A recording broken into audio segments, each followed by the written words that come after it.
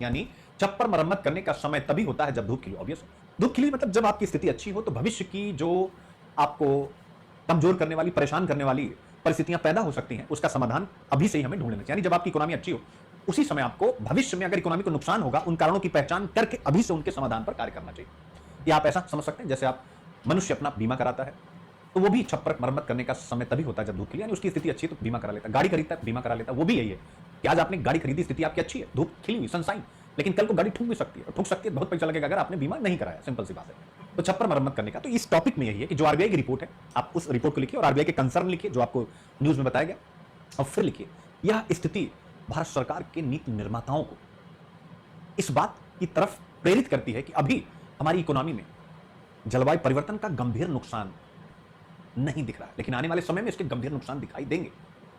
इसलिए अभी हमारी स्थिति अच्छी है, यानी धूप खिली हुई है, अब हमें छप्पर मरम्मत करना है, भविष्य में कोई नुकसान ना हो उसके लिए तैयारी कर लेनी चाहिए। और तैयारी में आरबीआई को अपनी मॉनेटरी पॉलिसी में क्या परिवर्तन लाना चाहिए मैंने आपको बता दिया। इसके साथ सरकार को अपनी फिजिकल पॉलिसी यानी राजकोषीय नीति में भी क्या परिवर्तन लाना चाहिए, इस विषय पर आपको लिख देना है। अब आप कहें सर राजकोषीय नीति पर, अरे भाई जैसे इंफ्रा पर अगर आप पैसा खर्चा कर रहे हैं, तो कोई भी इंफ्रा यानी सड़क, ऊर्जा, परिवहन, रेलवे, लॉजिस्टिक, कुछ भी अगर आप डेवलप कर रहे हैं तो आपको वहां पर क्या करने की आवश्यकता है, ग्रीन सिस्टम यानी ग्रीन इकोनॉमी के जितने भी कंपोनेंट हो सकते हैं उस इंफ्रा में आपको वो डेवलप करना है। सिंपल सी बात है। तो ये आप सब इस निबंध में भी आ जाएगा। और नव प्रवर्तन आर्थिक समृद्धि और सामाजिक कल्याण का परिहार निर्धारक है। Innovation is the key determinant of economic growth and social welfare. तो इनोवेशन, ये जो आरबीआई के लिए सजेशन है, वह सजेशन ही अपने आप में इनोवेशन है जो आर्थिक समृद्धि को बढ़ाएगा। कैसे? क्लाइमेट चेंज के इंपैक्ट जो भविष्य में हमारी इकोनॉमी को नुकसान पहुंचाएगा उसको कम करेगा। इसलिए इस प्रकार के इनोवेशन क्या होता है? इनोवेशन केवल कोई टूल्स, उपकरण ही नहीं होता है कि इनोवेशन के द्वारा हमने कोई, इनोवेशन विचार भी होता है। सबसे महत्वपूर्ण इनोवेशन तो आपका विचार होता है। पहले विचार आना चाहिए, फिर उसके बाद चीजें आपके लिए बेहतर हो जाती हैं। 2006 का निबंध है protection of ecology and environment is essential for sustainable economic development. धारित आर्थिक विकास के लिए, यानी धारित आर्थिक विकास का मतलब सस्टेनेबल इकोनॉमिक डेवलपमेंट का मतलब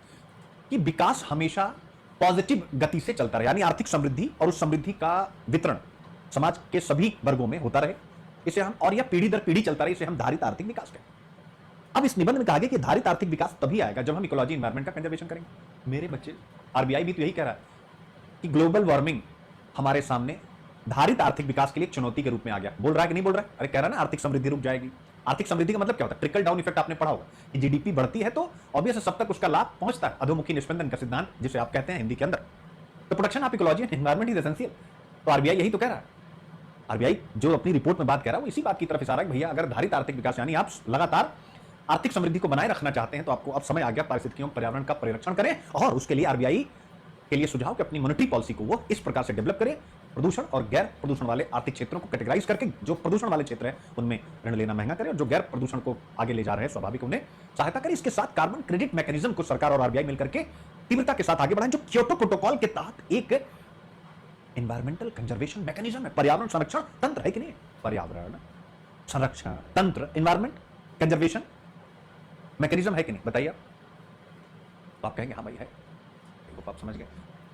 अब इसके बाद आता है courage to accept and dedication to improve two keys to success. स्वीकारोक्ति का साहस से सुधार करने की निष्ठा, यानी अब सरकार को स्वीकार करना चाहिए। आरबीआई ने स्वीकार कर ही लिया है। तो अगर आरबीआई ने स्वीकार कर लिया ग्लोबल वार्मिंग का गहरा इंपैक्ट है, ग्रीन हाउस गैसों के उत्सर्जन को रोकना है, तो अब ऐसे में सुधार करने की निष्ठा के साथ उसे अपनी मॉनेटरी पॉलिसी को एक नया रूप देना चाहिए। 2 कैटेगरी, और आप बस वही बात यहां पर लगा।